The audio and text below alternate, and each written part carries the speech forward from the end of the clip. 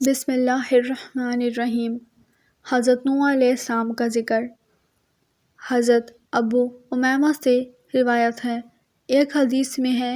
کہ ایک شخص نے رسول اکرم صلی اللہ علیہ وسلم سے سوال کیا کہ کیا آدم علیہ السلام نبی تھے؟ آپ نے ارشاد فرمایا، ہاں، ان کو اللہ تعالیٰ سے کلام کرنے کا شرف حاصل ہوا ہے۔ پھر اس نے سوال کیا کہ حضرت نوح اور حضرت آدم علیہ السلام کے درمیان کتنا فاصلہ ہے؟ آپ صلی اللہ علیہ وسلم نے فرمایا 10 قرن کا۔ حضرت ابن عباس سے روایت ہے کہ آدم اور نوح علیہ السلام کے درمیان 10 قرن ہیں اور وہ سب اسلام پر تھے۔ اگر ایک قرن سے مراد 100 سال ہوں اور بہت سے لوگوں کا یہی خیال ہے اور لوگوں میں معروف و مشہور بھی یہی ہے، تو حضرت نوح علیہ السلام اور حضرت آدم علیہ السلام کے درمیان 1000 سال کا فاصلہ تو لازمی اور ضروری ہوگا۔ اور حضرت ابن عباس نے ان سب زمانے والوں کے اسلام پر ہونے کا ذکر کر لیا ہے، اور یہ اس بات کا نفی نہیں کرتا بلکہ ممکن ہے کہ ان دونوں کے درمیان اس سے بھی زیادہ عرصہ ہو اور وہ اسلام پر نہ ہوں، لیکن حضرت ابو امیمہ کی حدیث صرف 10 زمانوں پر ہے اور حضرت ابن عباس کی حدیث میں یہ بات زائد ہے کہ وہ سب اسلام پر تھے۔ حضرت ابو امیمہ اور حضرت ابن عباس کی دونوں روایتوں کا مفہوم اہل تاریخ اور اہل کتاب کی اس بات کی تائید کرتا ہے کہ قابل اور اس کے بیٹے آگ کے پجاری تھے، اور اگر قرن سے مراد لوگوں کے زمانے کا ایک گروہ لیا جائے جیسے کہ قرآن مجید میں ہے، اور ہم نے نوح کے بعد بہت سی امتوں کو ہلاک کر ڈالا، اور اللہ تعالیٰ کا فرمان ہے پھر ان کے بعد ہم نے اور جماعتیں پیدا کیں، اور اللہ تعالیٰ کا فرمان یہ بھی ہے اور بہت سی جماعتوں کو بھی ہلاک کر دیا۔ حضرت نوح علیہ السلام کی عمر کتنی تھی؟ حضرت نوح علیہ السلام کی عمر کتنی تھی اس بارے میں کئی قول ہیں۔ 50 سال، 480 سال اور 350 سال۔ ابن جریر نے ان اقوال کا تقاضا کر کے آخری قول حضرت ابن عباس کی طرف منسوب کیا ہے۔ اللہ تعالیٰ نے حضرت نوح علیہ السلام اور آپ کی قوم کے حالات اور کفر کرنے والوں پر طوفان کی صورت میں عذاب نازل کرنے کا ذکر کیا ہے، اور پھر نوح علیہ السلام اور کشتی والوں کو اللہ نے نجات کیسے دی۔ یہ تمام حالات 2 واقعات قرآن مجید کی مختلف صورتوں میں ذکر کیے گئے ہیں۔ سورہ اعراف میں فرمایا گیا ہے، ہم نے نوح کو ان کی قوم کی طرف بھیجا تو انہوں نے ان سے کہا، اے میری برادری کے لوگو، خدا کی عبادت کرو، اس کے سوا تمہارا کوئی بھی معبود نہیں ہے، مجھے تمہارے بارے میں بڑے دن کا عذاب بہت ہی ڈر ہے۔ تو جو ان کے قوم کے سردار تھے وہ کہنے لگے کہ ہم تمہیں صحیح گمراہی میں مبتلا دیکھتے ہیں۔ نوح علیہ السلام نے کہا، اے قوم، مجھ میں کسی طرح کی گمراہی نہیں ہے، بلکہ میں تو پروردگار کا بھیجا ہوا ہوں، تمہیں اپنے رب کے پیغام بھیجتا ہوں اور تمہاری خیر خواہی کرتا ہوں، اور مجھ کو خدا کی طرف سے ایسی باتیں معلوم ہوتی ہیں جن سے تم بے خبر ہو۔ کیا تم کو اس بات سے تعجب ہوا ہے کہ تم میں سے ایک شخص کے ساتھ تمہارا پروردگار کی طرف سے تمہارے پاس نصیحت آئی ہے تاکہ وہ تم کو ڈرائے اور تاکہ تم پروردگار بنو، تاکہ تم پر رحم کیا جائے؟ مگر ان لوگوں نے نوح علیہ السلام کو جھٹلایا، تو ہم نے نوح اور جو ان کے ساتھ کشتی میں سوار تھے ان کو تو بچا لیا، اور جن لوگوں نے ہماری آیت کو جھٹلایا تھا انہیں غرق کر دیا۔ اس میں کچھ شک نہیں کہ وہ اندھے لوگ تھے۔ حضرت نوح علیہ السلام کی طرف وحی کی گئی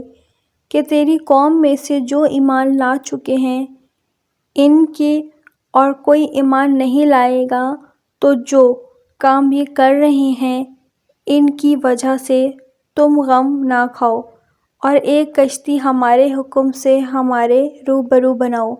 اور جو لوگ ظالم ہیں ان کے بارے میں ہم سے کچھ نہ کہنا، کیونکہ وہ ضرور غرق کر دیے جائیں گے۔ تو نوح علیہ السلام نے کشتی بنائی، اور جب ان کی قوم کے سردار ان کے پاس سے گزرتے تو ان کا مذاق اڑاتے، تو وہ کہتے کہ جس طرح تم ہم سے مذاق کرتے ہو تو اسی طرح ایک وقت ہم بھی تم سے مذاق کریں گے، اور تم کو جلد معلوم ہو جائے گا کہ کس پر عذاب آتا ہے جو اسے رسوا کرے گا، اور کس پر ہمیشہ کا عذاب نازل ہوتا ہے، یہاں تک کہ جب ہمارا حکم آ پہنچا اور تنویر جوش مارنے لگا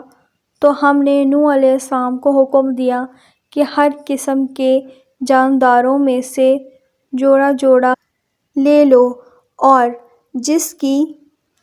نسبت حکم ہو چکا ہے کہ ہلاک ہو جائے گا اس کو چھوڑ کر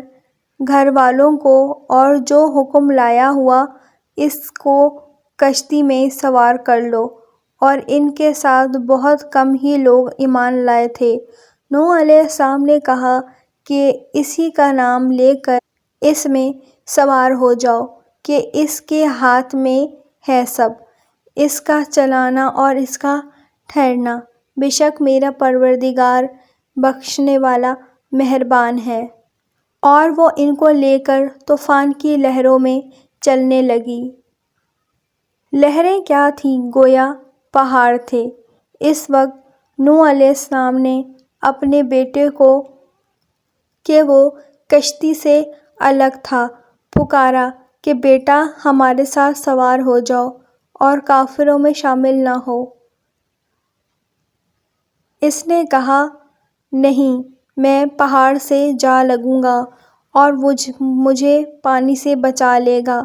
انہوں نے نوح علیہ السلام نے کہا کہ آج خدا کے عذاب سے کوئی بچنے والا نہیں ہے اور نہ کوئی پہنچ سکتا ہے مگر جس پر خدا رحم کرے۔ اتنے میں دونوں کے درمیان لہر آ گئی اور وہ ڈوب کر رہ گئے، اور حکم دے دیا گیا کہ اے زمین اپنا پانی نگل جا، اور اے آسمان تو تھم جا، اور پانی خشک ہو گیا اور کام تمام کر دیا گیا، اور کشتی جودی پہاڑ پر جا کر ٹکرا گئی،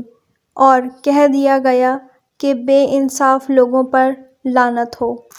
سورۃ التوبہ میں روایت ہے کہ کیا ان کو ان لوگوں کے حالات کی خبر نہیں پہنچی جو ان سے پہلے تھے، یعنی نوح اور ہود کی قوم اور ابراہیم کی قوم۔ الٹی ہوئی بستیوں والے ان کے پاس پیغمبر نشانیاں لے کر آئے، اور خدا تو ایسا نہ تھا کہ ان پر ظلم کرتا، لیکن وہی اپنے آپ پر ظلم کرتے رہے۔ اور سورۃ ابراہیم میں اللہ تعالیٰ نے فرمایا، بھلا تم کو ان لوگوں کے حالات کی خبر نہیں پہنچی جو تم سے پہلے تھے، یعنی نوح اور حود کی قوم، جو ان کے بعد تھے، جن کا علم خدا کے سوا کسی کو نہ تھا۔ جب ان کے پاس پیغمبروں کی نشانیاں لے کر آئے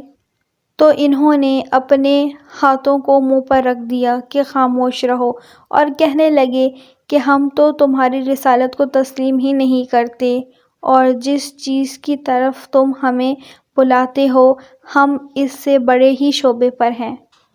اور ہم نے نوح کے بعد بہت سی امتوں کو ہلاک کر ڈالا، اور تمہارا پروردگار اپنے بندوں کے گناہ کو جاننے والا ہے اور دیکھنے والا کافی ہے۔ سورۃ الاحزاب میں ہے، اور جب ہم نے پیغمبروں سے عہد لیا اور تم سے اور نوح سے اور ابراہیم سے اور موسیٰ سے اور مریم کے بیٹے عیسیٰ اور عہد بھی ان سے، ایک جگہ پر اور حدیث ہے، اور اس سے پہلے ہم نوح کی قوم کو ہلاک کر چکے ہیں، بے شک وہ نافرمان لوگ تھے۔